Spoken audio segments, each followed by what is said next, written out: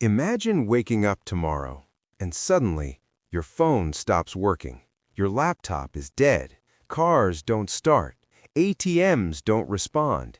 And even military systems go silent. Not because of war, not because of a cyber attack, but because of something smaller than your fingernail, a semiconductor chip. These tiny chips control the modern world, and for decades, India didn't make them. India depended on others, but now that is about to change. India has just taken its first powerful step toward technological independence, and this moment could reshape India's future forever. Semiconductors are not just pieces of silicon. They are the brain of every modern machine. Your phone, your car, your laptop, satellites in space, artificial intelligence, even advanced weapons, everything runs on chips. Without chips, the modern world stops.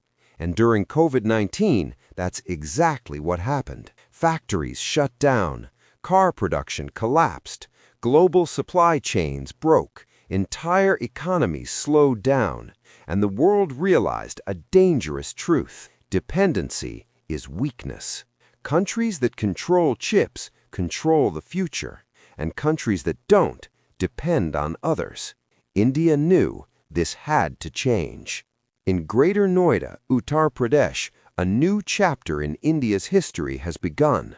A semiconductor facility built with an investment of 3,700 crore rupees, a partnership between India's HCL Group and Taiwan's global giant Foxconn. This facility will produce thousands of semiconductor wafers every month, millions of chips made in India. Think about that for a moment. For the first time, India is not just consuming technology, India is creating it. These chips will power phones, cars, computers, and future AI systems. This is not just manufacturing. This is India building its technological brain. Right now, there is a silent war happening, not with guns, not with missiles, but with semiconductors. The United States is investing billions.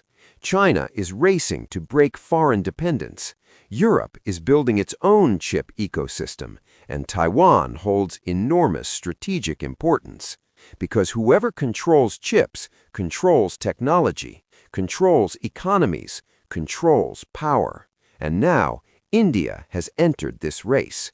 Global companies like Foxconn are choosing India, not by accident, but because India represents stability, opportunity, and the future. This is how nations rise. Not suddenly, but step by step, decision by decision, factory by factory. Prime Minister Narendra Modi made one thing clear. India cannot become a developed nation unless it becomes technologically self-reliant, because dependency creates vulnerability, but self-reliance creates strength. This semiconductor mission is not just about chips. It is about freedom. Freedom from dependence, freedom from vulnerability, freedom to shape its own destiny. And this is only the beginning. More semiconductor plants are coming. More investments are coming. More technological power is coming. India is no longer standing on the sidelines. India is stepping onto the global stage. Years from now, people may look back at this moment as the beginning of India's technological rise. Because revolutions don't always begin with explosions. Sometimes they begin with something silent, something small, something invisible, a chip.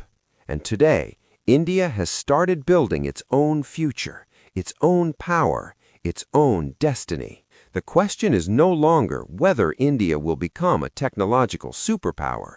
The question is, are we witnessing the beginning of India's greatest rise?